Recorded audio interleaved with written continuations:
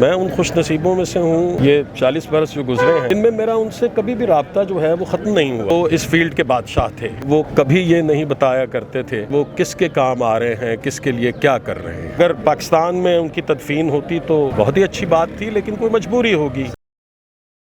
کبھی خان صاحب پاکستان کا ایک بہت بڑا اثاثہ تھا سر, وہ چلے گئے, لاس ہو گیا پوری کنٹری کو. سر اس کے بارے میں آپ کے کیا جذبات ہیں سر؟ انہیں کن الفاظ میں یاد کریں گے؟ بس دیکھیے, کبھی صاحب کے ساتھ ہماری رفاقت جو ہے وہ تو کوئی 40 برس پرانی ہے, اور میں ان خوش نصیبوں میں سے ہوں. یہ 40 برس جو گزرے ہیں ان میں میرا ان سے کبھی بھی رابطہ جو ہے وہ ختم نہیں ہوا. ہمیشہ رابطے میں رہے, بلکہ بہت قریب رہے. اور بہت ساری باتیں ایسی ہیں جو اس وقت بھی سمجھ سے باہر ہیں, کیونکہ کوئی 8 مہینے پہلے میری ان سے ملاقات ہوئی جب کراچی میں, اور ہم اکثر اکٹھے بیٹھتے تھے. تو انہوں نے مجھے بتایا کہ میری ساری رپورٹس جو ہیں وہ بالکل ٹھیک آئی ہیں, اور بہت اچھی رپورٹس آئی ہیں. تو ہم بہت خوش ہوئے. پھر اچانک پتہ چلا کہ وہ کینیڈا چلے گئے ہیں. پھر ان سے وہاں پر بچوں سے, بھابھی تو ادھر ہی تھیں, رابطہ کرتے رہے. تو بہت بڑا لاس ہے جی یہ.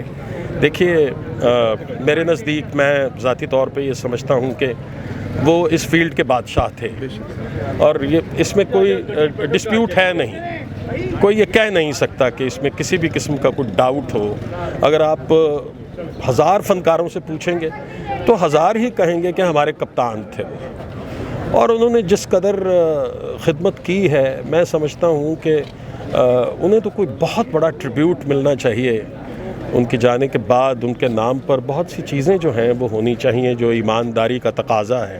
تھینک یو سو مچ. تو میں سمجھتا ہوں کہ سر ایک کوشچن ہو رہا ہے سر, اداکاری میں تو اپنی مثال آپ تھے, وہ پردے کے اوپر, پس پردہ سر کیسی شخصیت تھے وہ؟ بے انتہا شفیق, محبت کرنے والے, دوسروں کے کام آنے والے.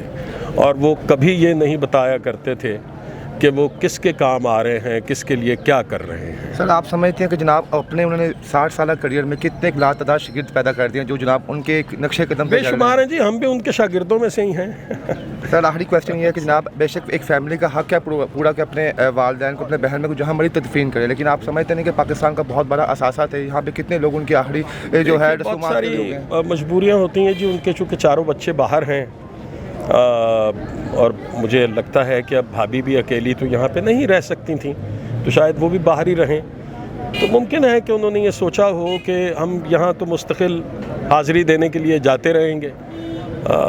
کچھ ان کی فیملی کا انٹرنل یہ ایشو ہے, اس پر میرا نہیں خیال کہ میں کوئی ڈیبیٹ کر سکتا ہوں.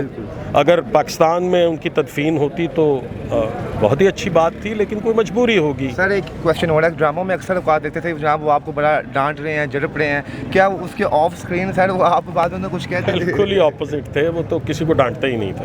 بہت شکریہ, ویری لونگ مین.